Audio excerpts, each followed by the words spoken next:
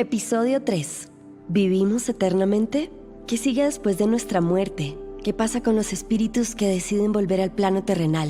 ¿Qué pasa con los que deciden volver al plano espiritual?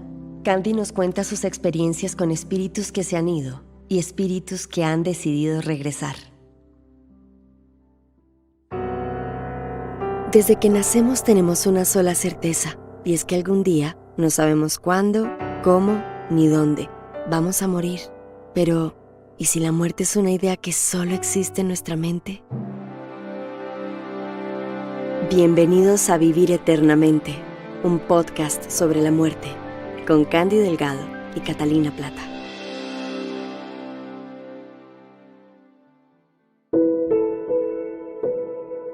Muchas personas están perdiendo a sus seres queridos intempestivamente y hay mucha gente que tiene COVID, por ejemplo, o a cualquier enfermedad y que la muerte es rapidísima porque diferentes procesos de enfermedades terminales con muchos meses de sufrimiento, inclusive años, tratamientos, y que uno dice, ay Dios mío, descansó. Pero cuando esas muertes son como tan de repente, estamos viviendo, Cata. Esos espíritus sienten de pronto que les quedó algo pendiente, que no se alcanzaron a despedir, Sí. que no alcanzaron a hacer. Sí. Si viera cómo transmiten, porque es increíble. En este momento, si yo veo mi correo, la situación de pérdidas de familiares es inmensa. Entonces, ¿qué está pasando en este momento? Que la gente está viendo la muerte tan cerca porque es que la gente no piensa en la muerte.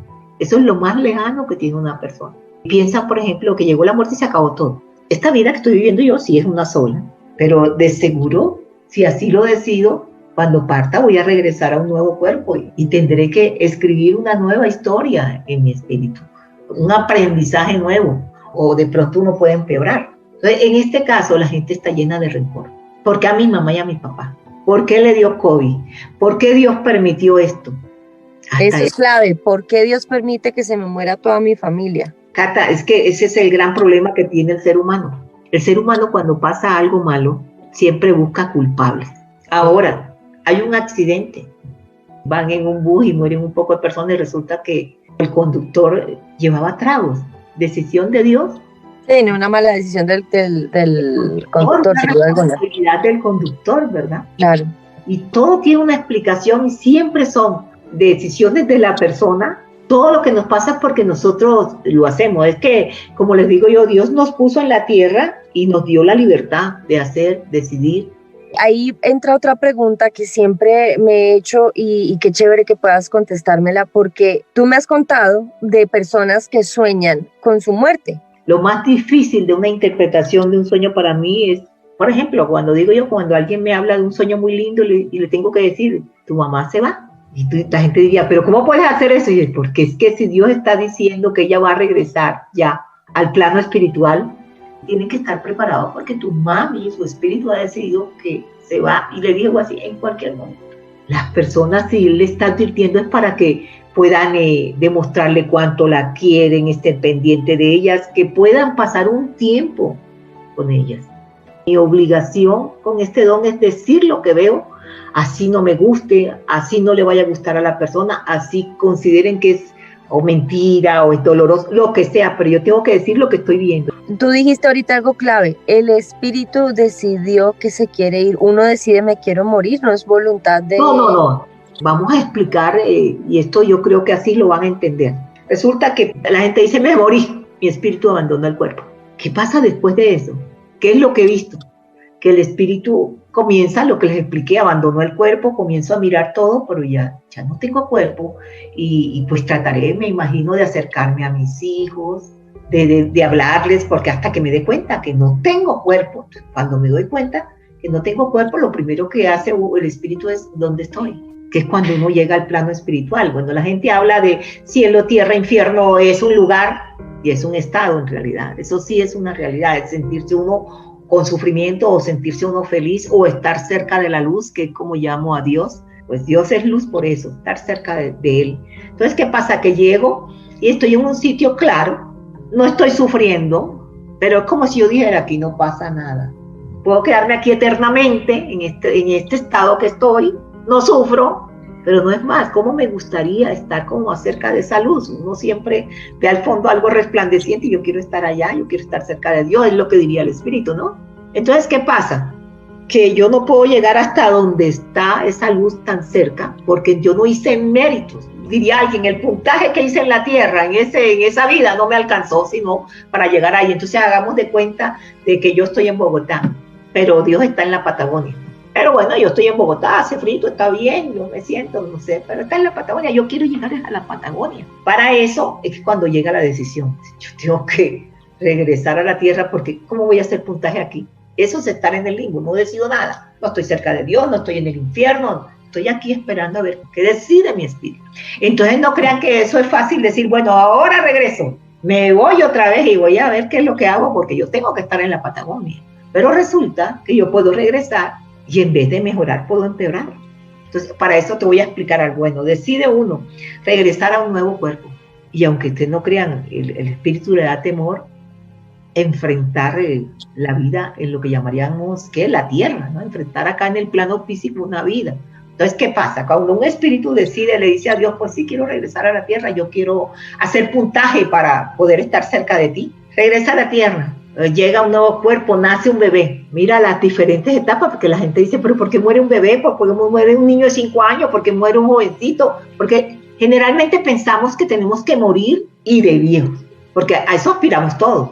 Entonces, ¿qué pasa? Que un bebé, su espíritu tiene toda la memoria de la vida anterior, cuando llega. ¿Y qué pasa? Que en el momento de nacer, o a los 3 días, a los 8 días, vamos a hablar como si estuviéramos en el plano físico, se acobarda.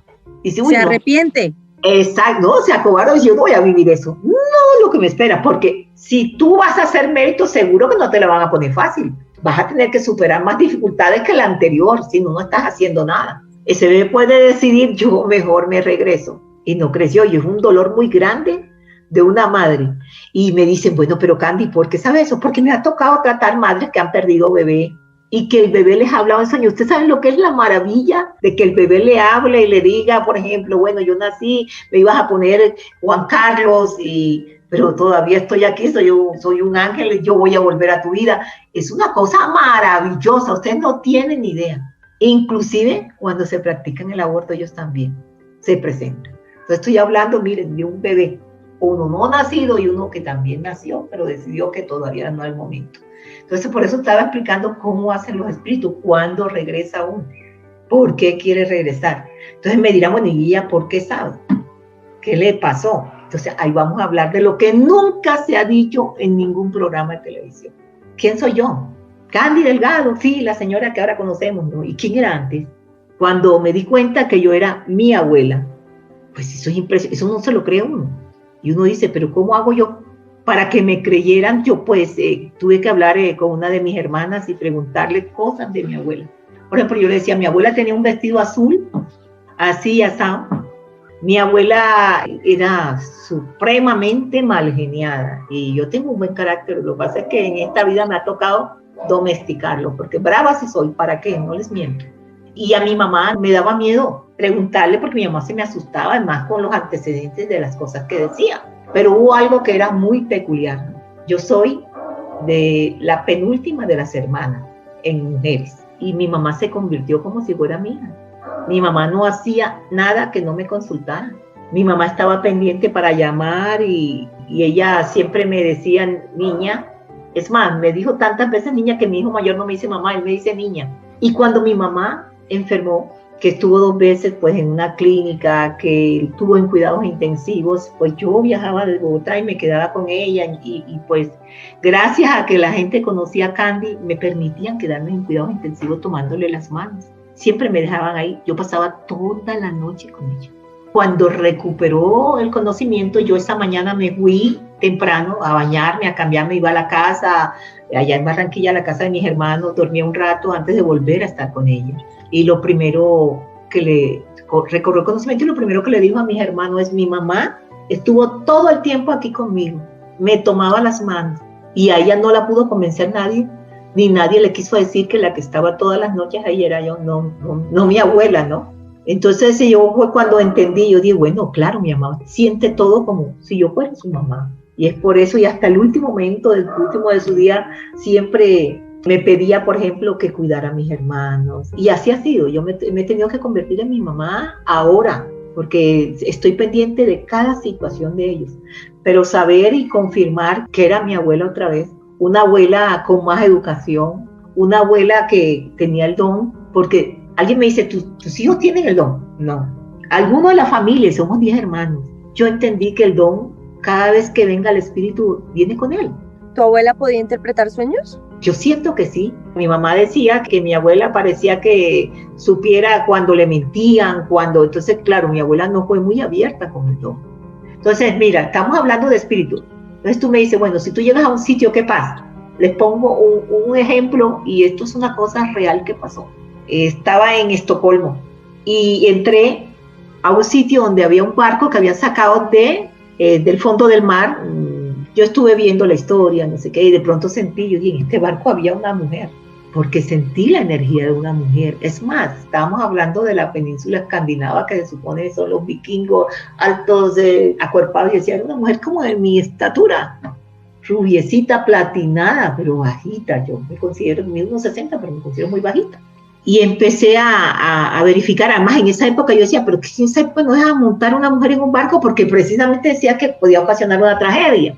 Para esa época, para esos marineros era así. ¿Lo asociaban? La sentí, yo decía, pero ¿por qué yo? ¿Y cuántos años tiene ya? ¿Qué? Dios mío, ¿qué quiere decirme ese espíritu a esta hora? Entonces fue una de las formas de, me acerqué al director del museo, y lo primero es que les pregunté si tenían algún libro, algo que, entonces él sí me contó, dice, no, dicen que sí, que había una mujer en ese barco, pero no lo pudieron comprobar. Y yo la describí y empecé a buscar entre las fotos de la familia de los que se hundieron, y me mostraron una. Yo dije, esta era la que estaba en el barco, una monita con la cofia blanca, delantal negro. Entonces imagínense cómo se puede sentir una energía. O sea, a mí no me tenía que dar miedo porque sentía la temperatura baja. Por ejemplo, la gente siempre le busca explicación, no, que hacía frío. Ahí sí, había frío, es un espíritu.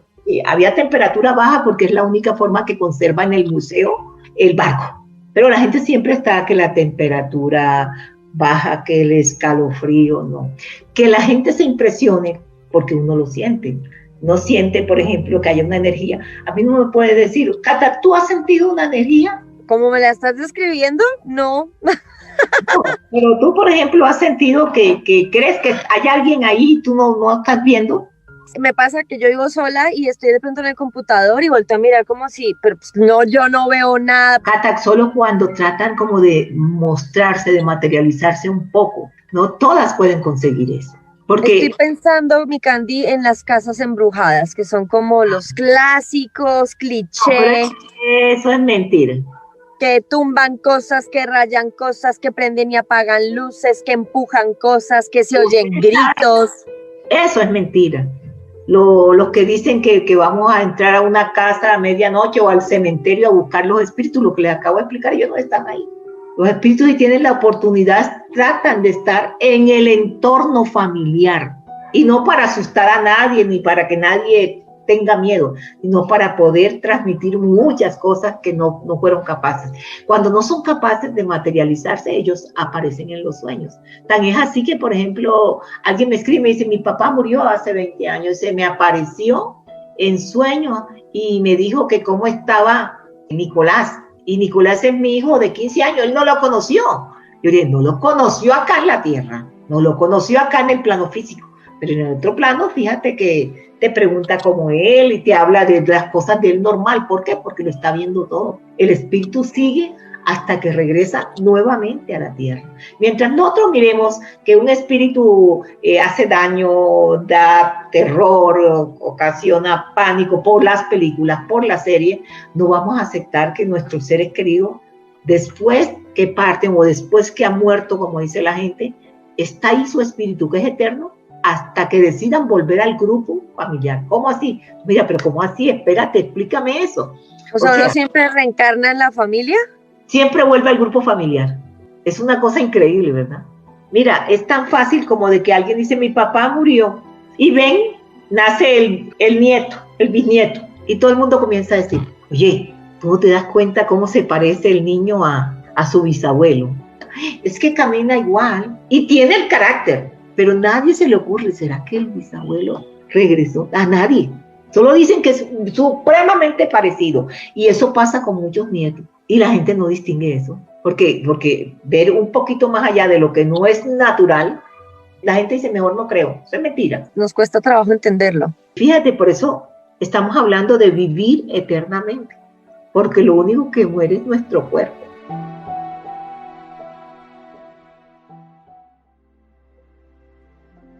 En el próximo episodio de Vivir Eternamente, un podcast sobre la muerte. Hay un espíritu en mi casa. Las paredes tienen memoria y guardan el dolor de un llanto. Candy vivió por varios años con un espíritu en su casa y no fue exactamente la mejor convivencia. Nos contará la historia que nos pondrá los pelos de punta. Síguenos en nuestras redes sociales, en Instagram @vivireternamente_pd, en nuestro canal de YouTube Vivir Eternamente el Podcast, o puedes escribirnos a nuestro correo electrónico vivireternamente podcast@gmail.com.